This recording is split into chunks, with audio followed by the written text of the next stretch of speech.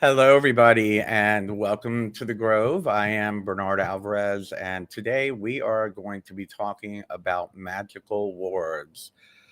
This is a topic that I'm very familiar with, actually. I would say a majority of the work that I do for clients is cleansing and cleansing their homes and creating words for them. As you all may have seen in the past, I do have a wonderful video out there that is very helpful when it comes to doing a deep home cleansing. So please refer to that if you do have any questions on that. But anyway, today we are going to be talking about words, and I need to fix this. It looks like it's moving around a little bit. Yes, unfortunately, I'll be wearing this for about another 6 weeks, but everything should be good after that. Anyway, so let's get started. And as usual, I always like to start the show with reading from the Book of One. And let me share with you a link if you're interested in that. And today we are starting with chapter 26 called Forgiveness. Forgive the world for not seeing truth, and you will forgive yourself for the anger you hold. Forgive yourself, release anger, achieve peace. In this manner, you will achieve oneness with all there is. In doing so, you manifest love. Love for all peoples and things, good or bad, ugly or beautiful, intelligent or ignorant. Acknowledge and become aware, and you will be ever closer to your divinity. And that really doesn't have anything to do with today's talk. I just thought it was really nice. I've been on well, as you know, I'm always on a one human family kick, and I just thought that that would be nice to share with you all before we start today's discussion. Anyway, so today's discussion, let me open up the chat so I can see you all. Oh, let me say hello to our friend on YouTube, Lubaka. I hope I'm saying that right. Hello, good to see you. Thank you for joining us today. So let's get right down to it. Magical words. What are they? Today we are going to be doing just a kind of a brief overview. I'm thinking about doing, I'm just going to let this thing slide around. It's making me crazy. I'm thinking about doing a full, like, 2 or 3 hour class on blessing, cleansing, and warding. And I thought this might be a good way to kind of jump into the subject matter with all of you. And hopefully you can pick up a few things and see if this is something that you would want to do in your home or that you would need to do in your home. So I would like to start by covering at least the differences between what a home blessing is, a home cleansing, and home warding. There is a difference. Many times I like to incorporate all three, especially when I'm doing a home for a client. I do actually incorporate all three. So let's start with what a home blessing is. A home blessing is as simple as calling your local pastor, your local high priest, your local shaman, whatever it is that you'd like to utilize to come and bless your home. And what a blessing is to kind of set an intention of a home. Let's say you've just moved in somewhere and you want to bring in all the good energy that you can, or you're having a difficult time in life, nothing too traumatic, but some of life's problems get in your way, and you would like to bring a more joyous or peaceful mood or energy into your home. A blessing would be sufficient for something like that. A blessing is not necessarily a cleansing, it is more of evoking and invoking a specific energy into the home. Normally, a blessing is done to bring love, bring the presence of God, goddess into the home, bring that feeling of spirituality and peacefulness into the home. So those are pretty simple to do. You can usually just walk around your house and say a prayer. You can do it yourself. But I will digress and I want to get to wards, so I'm going to move on. But by all means, if you are interested in doing a blessing in your home, you can go ahead and Google it and figure out there are many methods that you can use. And then we come to a home cleansing, or just a cleansing and regular. A cleansing takes it to the next level. A cleansing is when, let's say, again, you're just moving in and you want to make sure you have a clean slate. You want to sanitize the energy of the home, or you've been in there for a while. Maybe there was a traumatic incident that happened in the home, or you're dealing with some unfriendly house spirits or lingering poltergeists or ghosts, or some kind of energy that is making the house feel bad, that is interfering with the happiness and the flow, the positive flow within the home. This is what you would use a cleansing for. I always tell people when they ask me for a cleansing, please be aware that when I'm doing a cleansing, we are going to start with a clean slate. We're sanitizing the home of all energies. I personally, when I do a cleansing, I move from room to room. I literally wipe the walls of any spiritual leftovers, ectoplasm, if that's what you want to call it. Um, Things that might have gotten energies that may be lingering or have gotten stagnant. That is what a cleansing is for. It is to sanitize the energy and the space, and it leaves you with a blank slate. It will remove those naughty spirits that are harassing you in your dreams. It will remove those little haunting door slamming things, the little fairies that are stealing your keys and moving them around the house. But good example, that also means that any good spirits that are in the house will be removed. So you need to think about that. You need to think about or work with someone like myself, or a shaman or medium, or somebody who understands that if you do have some good spirits in the house, let them know it's just temporarily they're going to leave, and then you'll invite them back. And I'm going to get to that in a moment. So cleansing is sanitizing the home. It's getting rid of everything. I'm going to be doing this the whole time, so I apologize for that. The more I move my head, I got to like stand still. Um, Anyway, so cleansing, yes. And again, I will remind you that I do have a very in-depth video that I put out a couple of years ago on spiritual home blessing and cleansing. You can find it on my YouTube channel, on my website, on my Facebook page. It is out there, and it gives you step-by-step instructions on how I personally do a home cleansing, banishing, etc., etc. Now let's get to the juicy stuff. Let's get to warding. So we've let's say we've done the blessing, we've done a cleansing. Well, what happens when you remove everything out of a space? You leave a vacuum. And what happens when you leave a vacuum is something is going to fill it up. This is your opportunity to pick and choose the type of energy that you want to allow back into your home. As well, warding will also keep out the energy that you just got rid of, that nasty, annoying, dream demon that's messing with you, or whatever it is that's affecting the energy of the home and causing disharmony in the home or in your life. The wards will be able to keep them at bay. With that being said, there are many, many different types of wards. Um, Wards not only keep things out, they can also keep things in. In other words, if you work it out within your cleansing ceremony that you want to keep a specific energy in, like, I don't know, prosperity or fertility, if you're trying to have a child or something like that, the ward will keep it in. Also, after the cleansing and the warding is done, you can evoke or invoke a specific energy, again, like prosperity or fertility, and keep that energy in the home. Let me give you an example of this.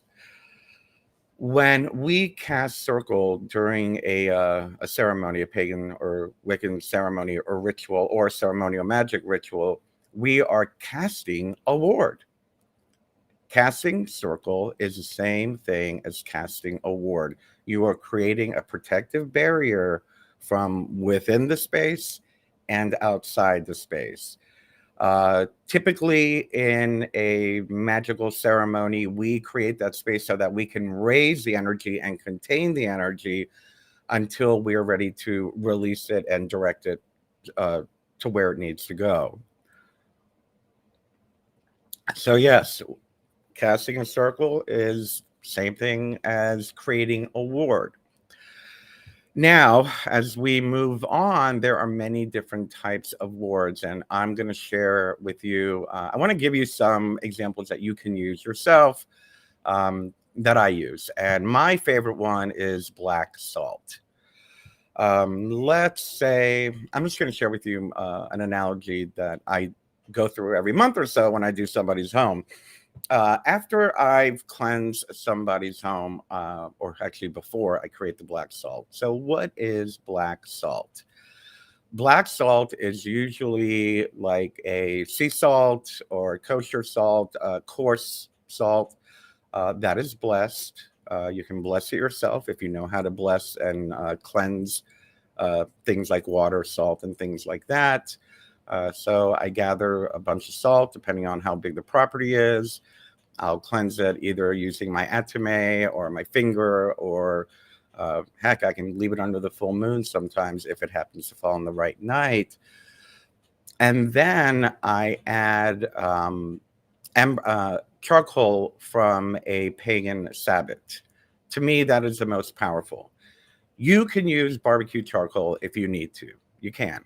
I would, if you're going to do that route, if you're going to go the barbecue charcoal route, the black, not the burn, not the ash, the actual black, make sure you give it some intention, give it some, make sure you charge it, for lack of a better term, charge it with the power of, I don't know, a protective goddess, a protective deity. Infuse that briquette with some energy. I'm very lucky enough that I hold Sabbaths at my home throughout the year. And usually I will collect beltane, charcoals left over from the bonfire, or from the Samhain Sabbath. I save that. I have a bag of Samhain charcoals, and I have a bag of beltane charcoals that I use, depending on what I'm trying to utilize it for. Usually, if it's defensive, I'm going to use Samhain because it kind of like has a little bit more of a, the energy of Samhain. It's a, I don't want to say it's darker, but it's not about bringing forth. It's about going into the underworld and the death of the earth and whatnot. So I will crush the charcoals, handful, depending on how much I use. Some properties that I do are fairly large, so I'm probably going to use 2 cups or 3 cups of charcoal, again, mixing it with 2 cups or 3 cups of salt. So you crush the charcoal, just mix it all together. And I just use a trick like a chef does, and I put it in a big giant gallon plastic Ziploc, and I just cut the corner out. And then when I'm going to put up the ward around the property, I can just drizzle out the black salt around the perimeter of the home. So that is one way you can do it if you are going to work doing perimeters. So black salt, it's a great tool to utilize to create a ward and a strong barrier. Be aware, though, that black salt is used in, and I've spoken about this in the past, that black salt has this tendency to run people off. It really does. Black salt is used in things like getting rid of a bad neighbor, getting rid of a bad, husband, or if you want something out or away. So be purposeful and be intent and aware and focused when you're utilizing black salt in anything. But yeah, it has the tendency to run people off. So after you create the barrier, make sure that you welcome back in the good energies. But I'll digress because I want to move on. We've got so much to cover and only about another 15, 20 minutes to do it. Anyway, so you do not need to do a ward for your home. And we're kind of mostly going to focus on the home or property today in this overview. But let it be known that wards can be used in a bedroom, it can be used in a business, it could be used indoors or outdoors. It doesn't matter whether you live in an apartment building or on a 20-acre farm. You know, I mean, you'll have to use a lot of black salt. But they can be used, wards can be used in many different ways. I personally do like the idea of creating a physical barrier with the black salt around the perimeter of any property that I've just cleansed. However, let's say, for example, you live in an apartment building. Well, you're not going to want to do the black salt around the whole complex. You might run everybody off, even though you might like that. But let's say you're doing it in an apartment building. There are other wards beside black salt. There are dozens, as many, as long as you understand the foundation of the associations, of the tools you're working with, you can create different wards in different ways. What I suggest for people who live in an apartment that cannot walk the perimeter of their building with black salt is to create witch's bottles. What's a witch's bottle? You can use, those little like sample jelly jars that are about yay big. Use that. Put some black salt in there. Make sure if you're going to use a witch's bottle, please make sure it is completely clean. Remove any foreign materials. Make sure it's cleaned out with hot soap and water. Make sure it's sanitized. You don't want other energies getting mixed up with that. But grab 4 of those small little jars, like little jelly jars, glass preferably, not plastic, glass. And what you can do is you can use black salt, or if you do not have the ability to get a witch's Sabbath charcoal. They do sell black salt at most botanicas. If you live here in the U.S., botanica is where the Santeria and Voodoo people go to get their supplies. They always sell it there. You can probably get black salt online, but please make sure they're a reputable dealer. Make sure that it's real black salt. Make sure that it's really blessed and charged appropriately. You can also just charge it yourself if you buy it from somebody else. So you can use black salt, put it in a jelly jar. If you don't want to use black salt, you can use something as simple as salt and vinegar. And in some cases, even though I wouldn't want this in my house, blessed salt with human urine. If you use a human urine, I highly suggest you seal it with wax so it cannot be opened. Anyway, you'll make 4 of those little witch's bottles after you've cleansed your home. And what you do is you cast a protective barrier. You can use your finger, you can use a wand, you can use your atome, you can use a staff, and just create an energetic barrier along the walls of your home, and place a witch's bottle at each of the 4 quarters, the 4 directions. Find out where north is, find out where south is, find out where east and west are. And as you make your way around the home, you can place one of those 4 jars at each quarter. You've created wards to protect your small apartment. You don't need to do it all outside. As well, let's go into some of the different things you can use to create I have a little list here of things to help me remember, because you know me, I like to just go off on tangents and talk about stuff. Anyway, if you want to, you don't have to, but I will say the more focus, the more energy you put into creating your wards, the stronger it's going to be. So when you're doing, let's say you're doing the perimeter, interior or exterior perimeter of your home, when you get to each quarter, you can actually call the element or elemental of that quarter and ask them to come and protect your home. Elementals are more than happy to work with us, especially if you have a good relationship with them. As well, you can also petition your deity or a deity.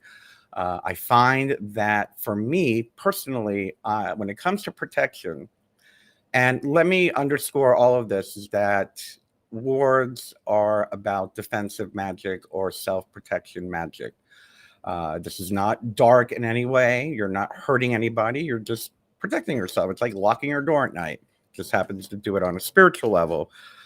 Anyways, so when I'm doing any type of protective magic, I usually call on Hecate, especially if you're a witch, a practicing pagan, or a magician. Hecate is the patron goddess, protecting or protectress of witches and pagans. You can call upon the angels that you work with. Michael is a great archangel for protection. You can call on any deity. You can call on Jesus, Mary, whoever you like. But you are more than welcome to petition a particular deity to help strengthen your ward. As well, you can use sigils. I always recommend, for me, well, I'm going to recommend it because it's what I do. I always do banishing pentagrams at each 4-quarter, whether I'm using black salt or not. For that matter, after I cleanse a room, and I'm going to back up a little bit, when I'm cleansing a home, if you watch my video, I've heard me speak about this in the past. I always start in the back room of the house and I work my way to the front door, which I usually have the front door open to let things out. But when I finish a room, I usually will take some kind of anointing oil and anoint the door frame with a banishing pentagram. So, what is a banishing pentagram? First of all, a pentagram is just a 5-pointed star. And I don't know if this is going to interpret correctly on the camera, on the screen, but I might have it mirrored. I don't know. So I usually banishing pentagram. You start on the bottom left, you go up to the center, you go down to the bottom right, you cross over to the left, you cross over to the right, and then close it back at the bottom left. Again, this might be mirrored, so just start your banishing pentagram at the bottom left tip, working your way up to the top tip, down to the right, and then closing it. A banishing pentagram, if you can keep it visualized for a few moments in your mind's eye, just see, I like to use a golden pentagram. I know if those of you who have studied magic, I know in the LBRP, the Lesser Banishing Ritual, the pentagram, we usually visualize a blue flamed pentagram. That is also a great sigil to use. So what are sigils? Again, an overview. Sigils are thought forms. What are thought forms? Things that we visualize and create in our mind and leave in the ether. The idea of visualizing, a lot of people are like, oh, I can't see it. I can't see it. All you have to do is think it. Soon as you think it, you're creating a thought form. It's not as complicated as people think it is. It's, if you can think it, if you can visualize or think a golden or blue flaming pentagram, you have created a sigil. And just ponder it for a moment and leave it at that quarter. You have now created a thought form sigil for your ward, or as a part of your ward. I also like to do, and not in this home, but in my home in South Florida, I like to do magic word squares. That's Sator, Arepo, Tenet, and I can't read them backwards. So look up magic word squares. Those are also great wards. But yes, using thought forms is something you can do. And I'm going to go deeper into that in a minute. You can also use amulets or talismans. If you, let's say, I'm just going to use the example of using a witch's bottle in your apartment. If you are, if you would like to use, let's say, a bloodstone crystal, that's a good cleansing crystal. You can like tie it around the jar, and that can be a part of your ward. Using any kind of amulet, putting out a real, get those little 5-cent pentagrams. You can tie it on there as well. Amulets, talismans, things that mean something to you, that have a specific energy tied to them, can help you strengthen your ward. So please, by all means, reference them. Make sure your correspondences are working with your intention of keeping certain things in or keeping certain things out as well. Actually, we covered that physical boundary. And then lastly, which I've been working on yet, but my house hasn't given me an answer, you can name your home. Believe it or not, naming your home gives it life. Um, right now, my friends kind of kid around and call it Casa Bernardo, but maybe I should use that. I don't know. Or Casa de Bernard. I call it Casa de Bruja. But naming your home, even if it's just a small apartment, is going to kind of charge your ward. Why? Because you're giving it life, you're giving it personality. It's a great way to. I need to back up a little bit. You need to charge these wards about once a month. I think it's fair to say. I usually say about once a month, once every 2 months. And a great way to charge them, if you name your house and you just say Casa de Bernard and visualize the wards again and where they are, you're recharging them, you're empowering and energizing them again. It's giving it energy. So that's a lovely thing to do. Another thing you can do, and speaking of creating thought forms, is creating a guardian. Again, when I lived in South Florida, I did work with a guardian, and a guardian is kind of like an egregore, a thought form that can turn into an egregore. I will say this is advanced. Try not to use a guardian unless you know it very, very well. It could be something as simple as a totem.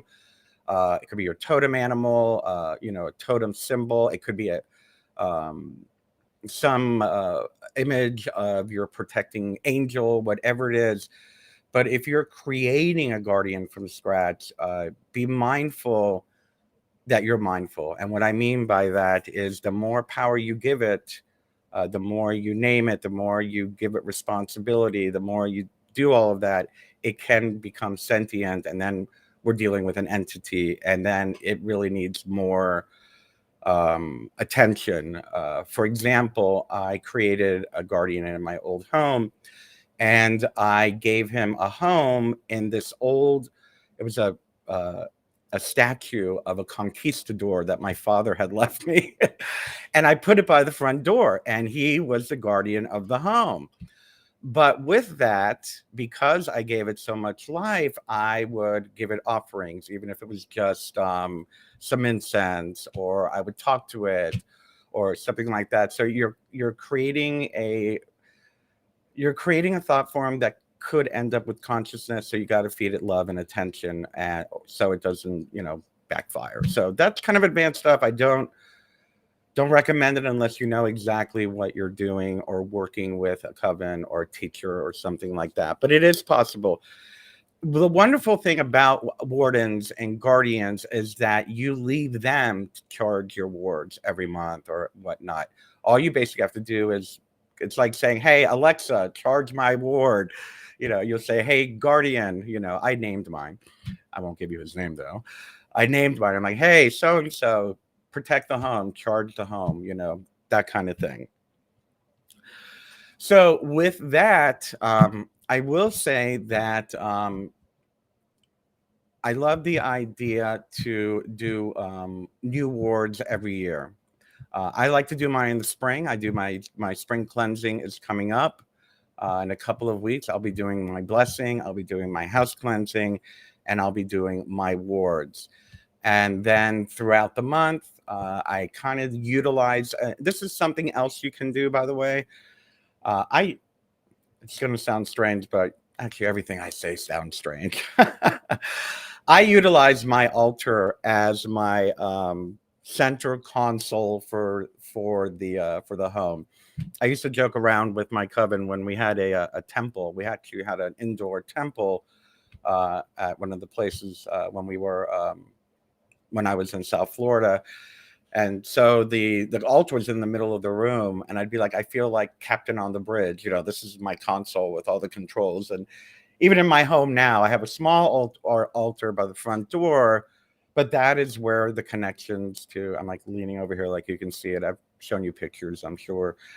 That is where I charge my wards. I just see something that I have something on there. I have a little pentagram that I use to charge my wards that I keep on the altar. So I kind of create like a bridge or an energetic connection to the wards, utilizing that small like talisman amulet. And just by focusing on that, I end up charging my wards. You don't need to create a guardian if you don't want to. I have too much to do. I don't want to pamper a guardian right now. But I am grateful to all the house spirits that have brought me so much pleasure in this home, if you're listening. Anyway, so uh, I'm going to take a moment here to say hello to a few of you. I see quite a few of you have popped on, and I want to say hello to Sangaya, who is joining us on YouTube. I see Sir Play Basilot. Cool name. Howdy. Hi, Maria on YouTube. Hi, Shuri on YouTube. Good to see you all. Thank you for being here. Anyway, so, wow, I'm on time. That's a first.